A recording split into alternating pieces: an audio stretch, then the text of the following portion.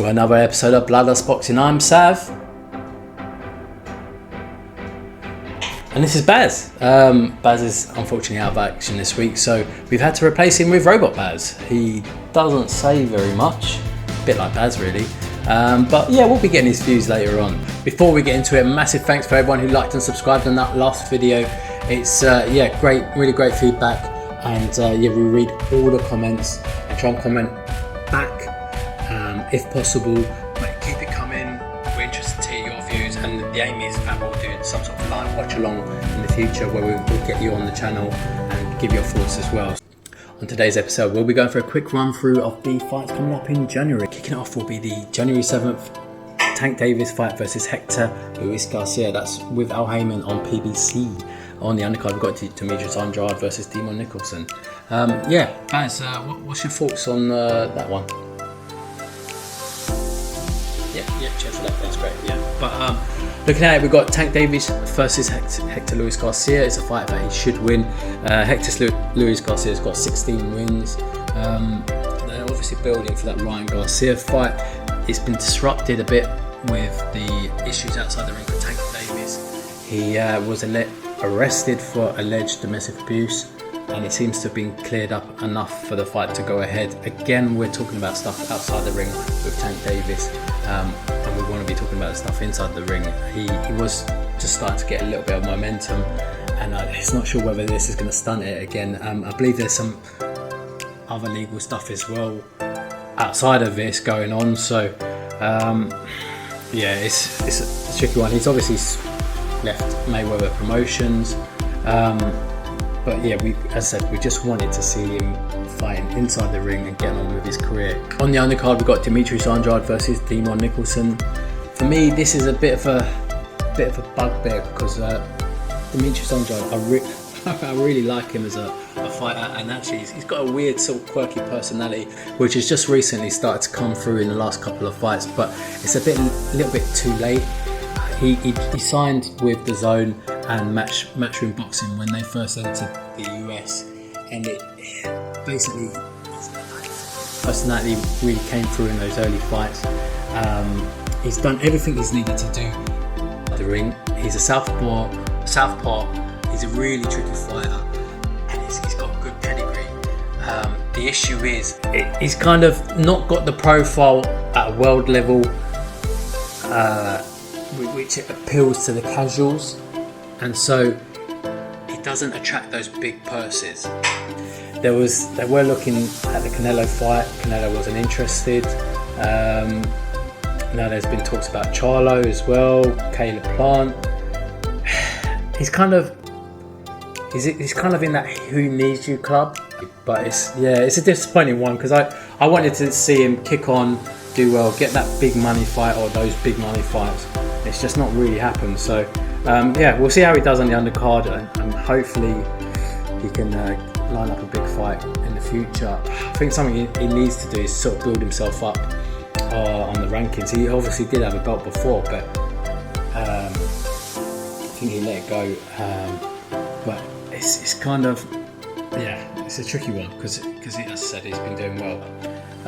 Looking at the other fights coming up, we've got the January 14th Wembley Arena Misfits card on the Zone. That's KSI versus Dylan Dennis. I think we'll move on that one. That's not really my bag or our bag.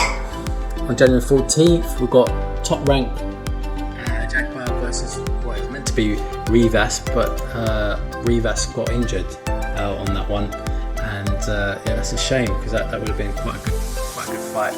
But I think he is scheduled to fight Stephen Shaw, a Jagbar, as a replacement on that one. It looks like it's still going to go ahead on that card. A Jagbar, he fought Sanchez and it didn't quite happen. There was a lot of hype around him, and it's kind of that bubble's burst a little bit now. But it'd be interesting to see what happens going forward. January 21st in Manchester, we've got Ben Shalom's boxer card. We've talked we've done a video on that one already. We've got Chris Eubank Jr versus Liam Smith. We're going into a lot more detail again as we get closer to the fight. On the undercard now, we have got details of who's on there. We've got Richard versus Araki. He had the Broly, I think it was in 2021. That was a good interesting fight. Tough guy. But Richard Riakporhe should do the business there. Richard Riakporhe, again, he's another one. He needs that big money fight now. He's been building and doing everything that he needs to do in the cruiserweight division. But he needs to get those titles now.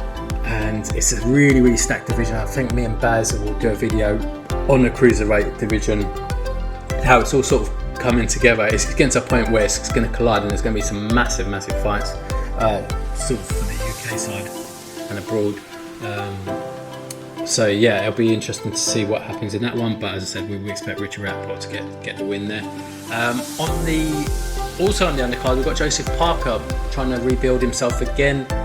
He got demolished, obviously, by Joe Joyce. It was a brutal loss, and he's coming in. I mean, you can't blame Boxer for doing it, and Joseph Parker's team. Basically, they're bringing him against Jack Massey. I think there's other fights they could have done. Jack Massey is moving up from cruiserweight, so yeah, there's been a lot of criticism of this fight. Again, I understand Joseph Parker needs to rebuild himself and needs to try and get a win, but as I said, there's other credible fighters out there. He's not the biggest guy, Joseph Parker, and it's something that I've questioned in the past as to whether he is actually big enough for the heavyweight division. But he has held a belt, so with him, you need to pick his fights carefully. He needs to avoid the really big heavyweights. But it's a case of will you be able to get the belts by doing that? And obviously not if you've got Tyson Fury. He's got a WBC belt, and the other belts with Usyk, who again, in theory, he could be a perfect fight for Joseph Parker in terms of size-wise, but obviously Usyk is quite a technical fighter, and I fully expect Usyk to win that fight. So yeah, we'll see what happens with that one. On January the 28th, we've got Beterbiev versus Anthony Yarde. Massive fight, that one. Anthony Yarde, UK, London boy, taking it on against Beterbiev. Yeah, big Anthony Yarde fan. He's had a lot of struggles outside the ring the last couple of years with the loss of various family members, and yeah, I don't know how he's still just able to carry on, let alone fighting these big fights. He's massive credit to him and pulling through and just getting on with it. He had 2 fights with Lyndon Arthur during that period.